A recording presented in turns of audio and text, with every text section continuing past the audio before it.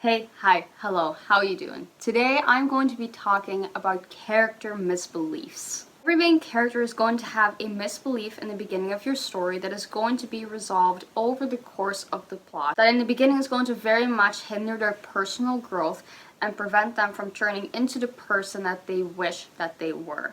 Your character's misbelief is the brick wall that stands between them and the ideal version of themselves. These misbeliefs run very, very deep and oftentimes have very complicated reasons for existing, but each and every main character will have a misbelief, especially in a novel. So today we're going to be looking at what a misbelief is, what causes a misbelief, and exactly how it will affect your character through the course of the story. I will not necessarily be going deep into how to implement your character's misbelief into your story, as I do feel that is a topic for a separate video on its own. But in order to be able to understand that, we first have to look at what causes a misbelief and what it really does to your character. So what exactly is a misbelief? A misbelief is a lie that the character believes, whether it is about themselves, others, or the world around themselves, that they have garnered somewhere throughout the course of their life. This is a belief that is not grounded into reality and really is not true, but is something that the character believes because of past experiences, and oftentimes is a way to protect themselves from a reality that feels more hurtful than actually believing a lie. Oftentimes, because this misbelief, while it is also uncomfortable, is very simply more easy to deal with than facing that what they have believed in the past was, as a matter of fact, a lie and not true. Misbeliefs can come in many different forms, and if you were to list out each and every single one of the misbeliefs that can possibly exist within a human being, the list would never end. Misbeliefs can be about a lot of things, from how the person sees themselves, other people around them, or even just the world in general, how they view their surroundings, how they believe that life should be lived, what they believe is important in life, their definition of right and wrong, what they value in life, and what they give themselves is also very closely tied to their misbelief and often is completely interwoven. So with examples, what would a misbelief look like? Let's say that your main character grew up with a father who was a workaholic. He woke up, grabbed a cup of coffee, and instantly went to his office, only to come home at night, quickly eat something, and immediately go to bed, only to do the same the next day. He rarely took breaks, and the most of what he talked about was his financial success, as well as the work that he did. While he was proud, he was too proud, and it came at the expense of his family life, and the relationship that he had with the main character. The main character's father set the example they should always be working no matter what, and that your life should be about work and earning money. Because of this, your character can create the disbelief throughout their childhood and into their adulthood that money is the most important thing a human being should strive for in their life. It can cause a character to turn into a workaholic themselves because they hold this misbelief. Scenario 2. The character grew up in a house where love was very conditional. They would only really get loved or praised if they did something that reflected well upon their parents. If they did something like win an award at school, win some kind of a competition, or really excelled in their extracurriculars, that is when they would get love from their parents. If they failed at something, or they weren't immediately winning at something, or excelling at something amazing, like 2 days ago they didn't win an award, their love would be taken away. The character will then create the misbelief that not only is love conditional, but their value depends on how happy they can make other people. They deserve to be loved as long as they can make the people around them feel happy and satisfied. Other people's happiness is their responsibility, and as long as they conform to that responsibility, they are deserving of love. Scenario 3. Your character lives in a really dangerous neighborhood where crime is very evident. violence is normal and that is the way that your character has lived for a very long time, whether that be in their childhood or their adulthood. Your main character is going to create the misbelief that violence is normal. Crime is normal. And violence is something that you should integrate in your life. Problems should be solved with crime and violence, because that is what they see around them. From these examples, you can probably hear me say already that the misbelief of the character is tied to their past as well as their current surroundings. Our way of thinking is very closely tied to the environment that we are in as well as our mental health. A misbelief usually comes from a situation that was very negative and negatively impacted us mentally as a result. A person who is in a situation of unconditional love and always has been will not create the misbelief that love is conditional. In order for that to happen, the character has to be in the actual environment or has to have been in the past where love was, as a matter of fact, conditional. You can't learn something if you've never been taught the lesson, and that is really important with misbeliefs. Now, misbeliefs are very ingrained into a person's brain, and the longer that they sit there, the more they solidify, and the harder they are to get rid of. When your story starts, the main character's misbelief will already be very much ingrained into their brain. This will not be the type of intrusive thought that they logically know is not true, but deep down they will feel is, as a matter of fact, true, and they will behave towards it. Some of your characters may actually not understand why, when they behave like this misbelief is true, they get negative results. And a lot of the time, this isn't purely just because they experience something bad that happened to them, but because misbeliefs often stem from emotional trauma. Now, for this next part, like trigger warning, I will be talking about emotional trauma and some of these symptoms that it can cause. So if you're not comfortable with that, please skip over this section. Misbeliefs aren't just a part of a fictional novel. Misbeliefs are very much a part of the human experience, although a lot of the time we don't call it a misbelief when we are talking about actual people that we meet in real life outside of a story. But if you ask somebody who came out of an abusive relationship or who had a very unstable childhood, they most likely will hold some type of misbelief unless they have had professional help. Especially if that person themselves identifies as having had emotional trauma in their life or something like PTSD. A lot of mental illnesses or conditions will cause you to develop misbeliefs. And as I have talked about before, your main character most likely will have some mental health problems, at least at the beginning of the story, that are untreated or haven't been successfully treated. Now, misbeliefs are caused by emotional wounds. That is the terminology that we use in writing. But very simply put, a misbelief is the result of untreated trauma.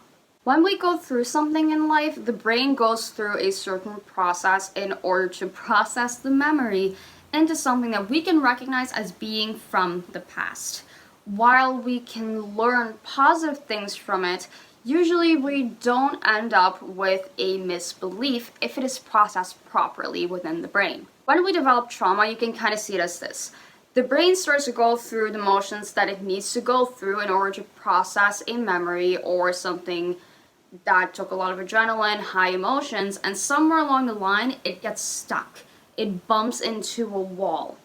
This you can kind of see as going through like the 5 stages of grief, which is usually what happens when we go through something that people would use the word traumatic for. Something like a house fire, a car accident, or anything of the sort. This can take a couple of months, but eventually we get through it.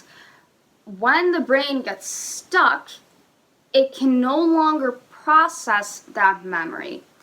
And from there, we start to get negatively impacted by it.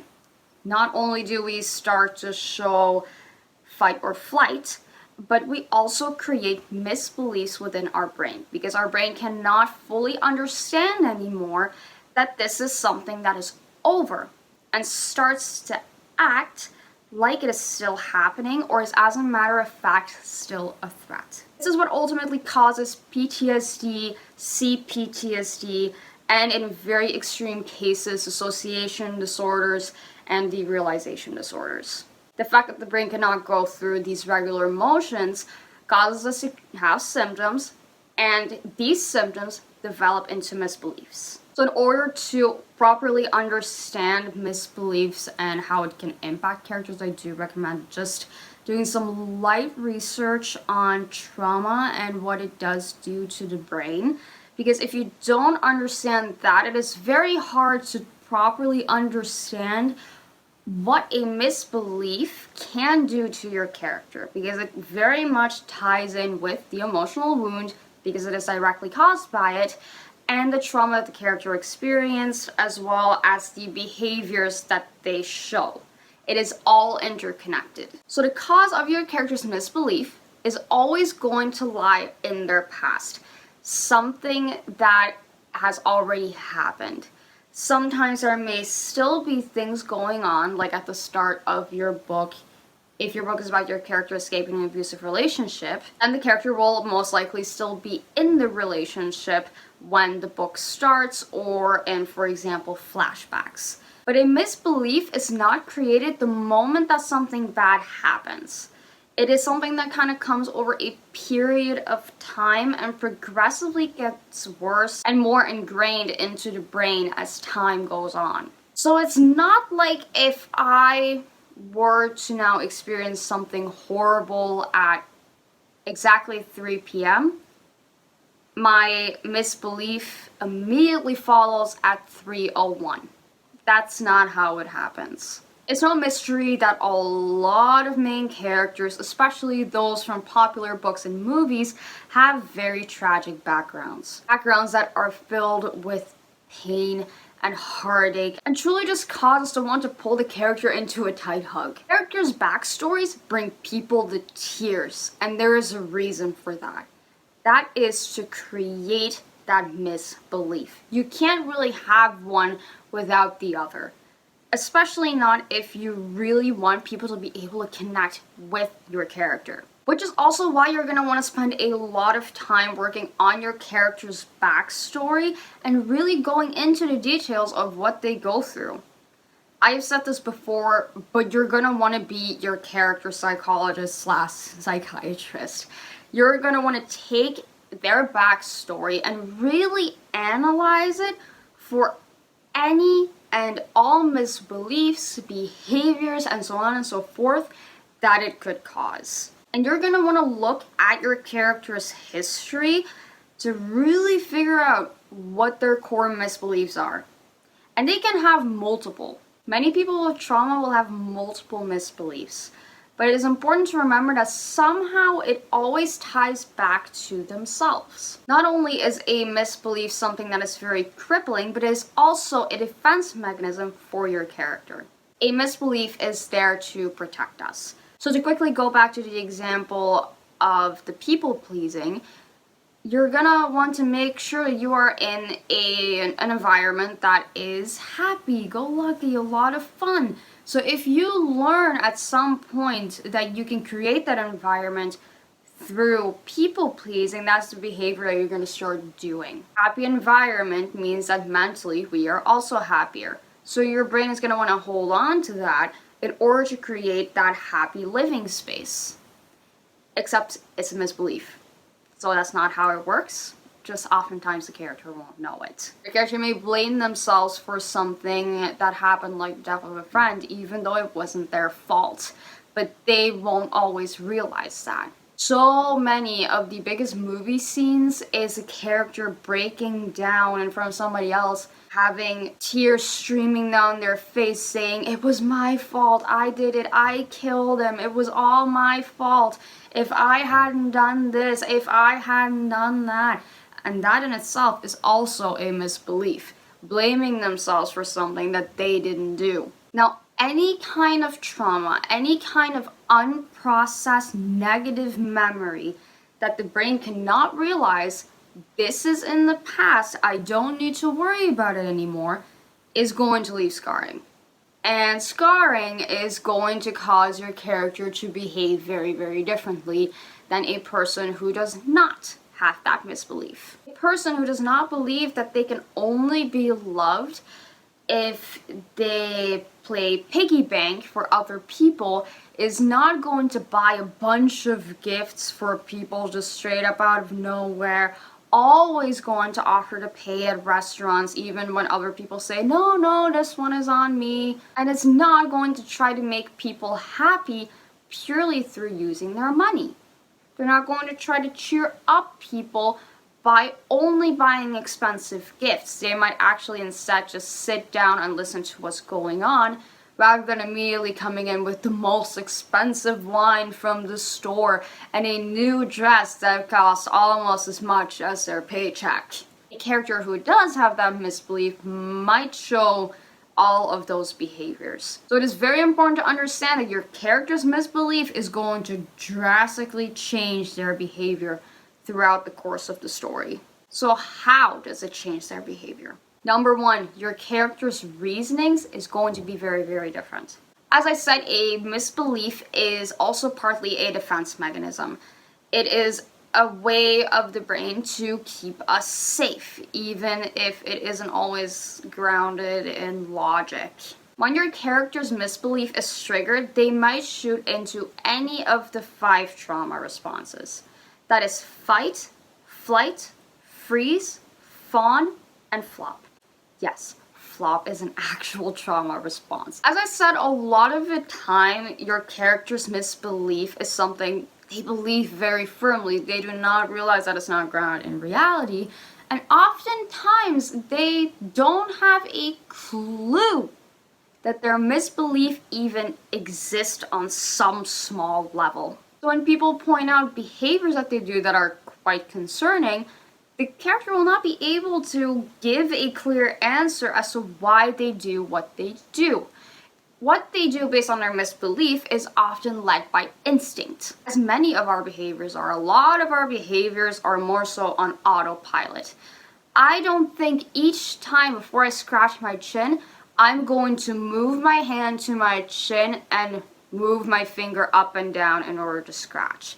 It is an automatic behavior. And a lot of the time with misbeliefs, that is also the case. Unless your character is directly triggered into fight or flight, a lot of the time they won't be aware that some of their behavior is off. They will reason in 1 or 2 ways. Number 1, everybody has the same misbelief that they do, and this is just common logic. Number 2, other people haven't been what I have been through, so they haven't come to this realization yet that this is true. But if and when they go through this, they will see that I am right. Somehow they will justify it, because the only way that we can believe something is if we have a justification for believing it. If we have proof that what we believe is right. So your character will reason based on the assumption that what they believe is right. This is going to cause conflict with people who know that this is not right. This is not something that everybody believes. This behavior and way of thinking is toxic. That's going to cause your character to become triggered the moment that they come into contact with somebody who tells them their misbelief is not true. Your character will not necessarily want to give up this misbelief. Your plot slowly coaches them out of their misbelief into a new set of beliefs, which at the end of the story might still not be completely right, but at least better than what it was before. The earlier in the book, the more triggered your character will become when something or someone confronts them with the fact that their misbelief is exactly that. This again will cause them to shoot into some kind of a trauma response.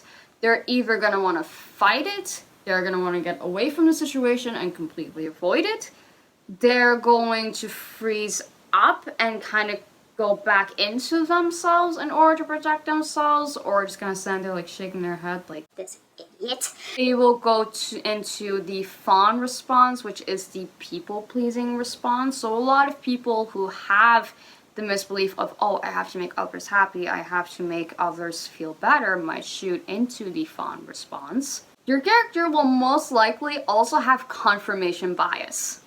Now, confirmation bias is when we only listen to information that supports our belief. Let's say that my belief is the sky is blue. I will not be very tempted to listen to information that says that the sky is, as a matter of fact, green or pink. If I believe that the earth is round, I am not going to listen to flat earthers saying the earth is flat.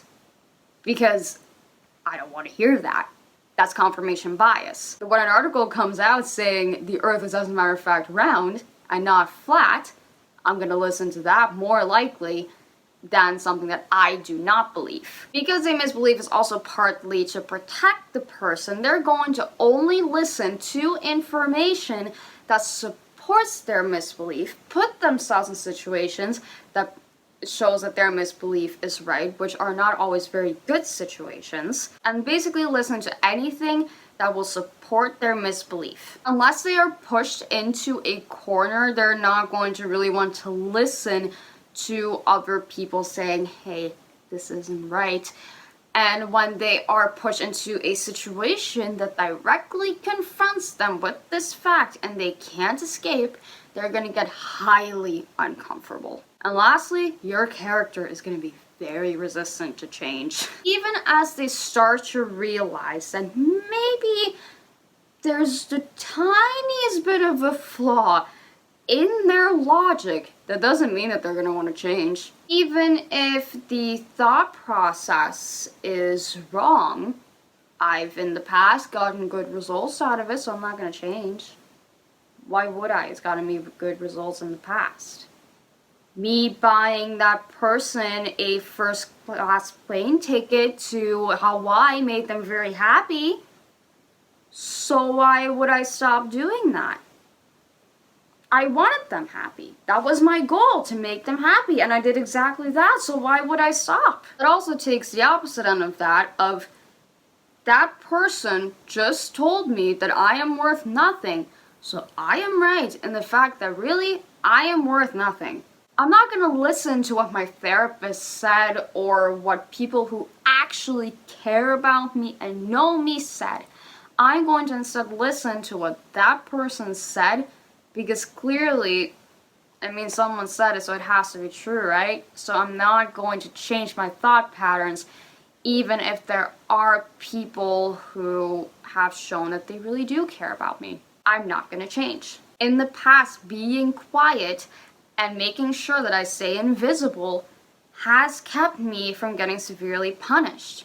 So even if it causes me to really not be as happy as I thought I was, and even if it probably in the long run would be better to learn to speak up, because that means I can set boundaries, in the short term it has helped me before, and that keeps me comfortable.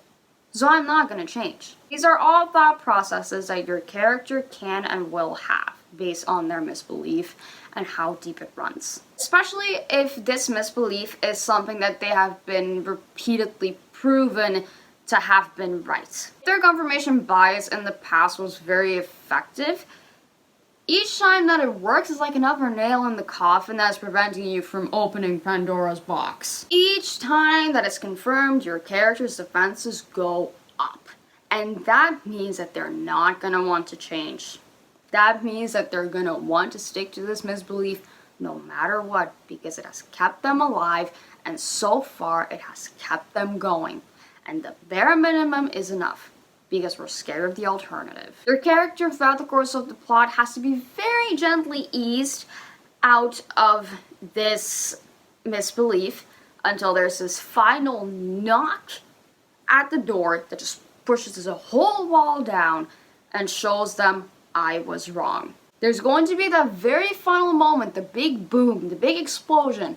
But before then, you have to be very gently easing them out of it, because otherwise it's not going to work. They're not going to want to change. So that is all I have for today's video. I hope that you enjoyed it, and I hope that this video was helpful.